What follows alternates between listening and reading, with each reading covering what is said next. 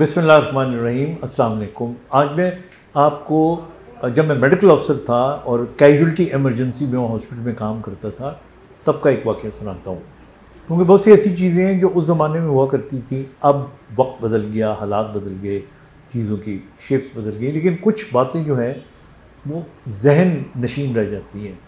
और मुझे याद है कि मिडल ऑफ द नाइट कोई 2 बजे का टाइम होगा और मैं इमरजेंसी में था, तो मैंने देखा कि एक स्ट्रेचर के ऊपर नौजवान वो आ रहा था और उस नौजवान का जो पेट और सीना था उससे खून निकल रहा था, क्योंकि कपड़े भी पहने हुए थे उसने, तो सारे गुलाल हुए हुए थे। तो जाहिर है कि जब इमरजेंसी में कोई ऐसा पेशेंट आता था, the first thing that we used to do was stop bleeding. उसके लिए हम उसके कपड़े रिमूव करने और प्रेशर पॉइंट देना जहाँ से खून आ रहा था उसको एग्जामिन करना।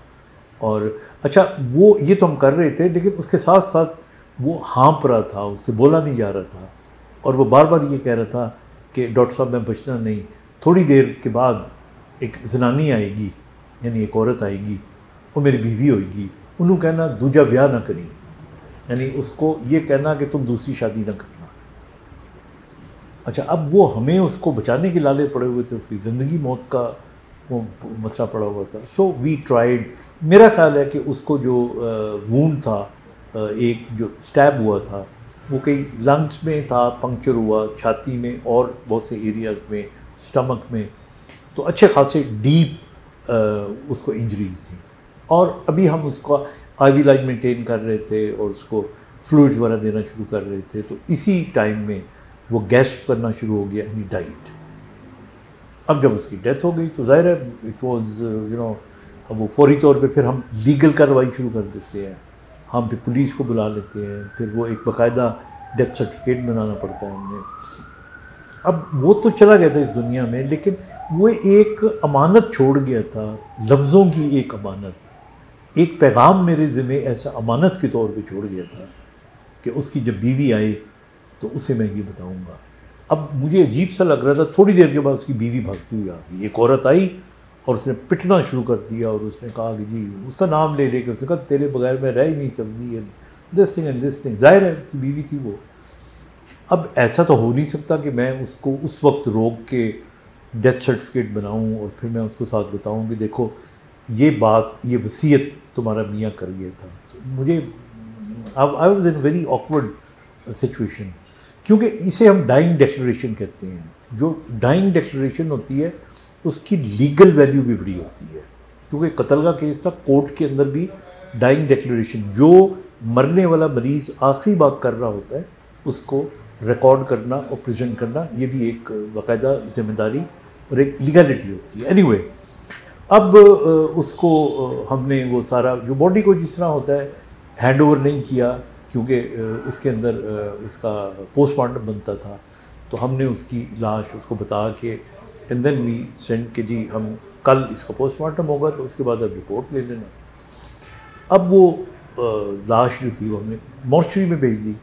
अब अगले दिन ज़ाहिर मेरा काम मॉर्चरी में नहीं था, लेकिन जब मॉर्चरी में उसका पोस्टमार्टम हुआ और जो पोस्टमार्टम के बाद उसको जो डेथ सर्टिफिकेट हमने इनिशियल इशू करना था, पोस्टमार्टम रिपोर्ट एक अलग होती है, वो मैंने रोक लिया था।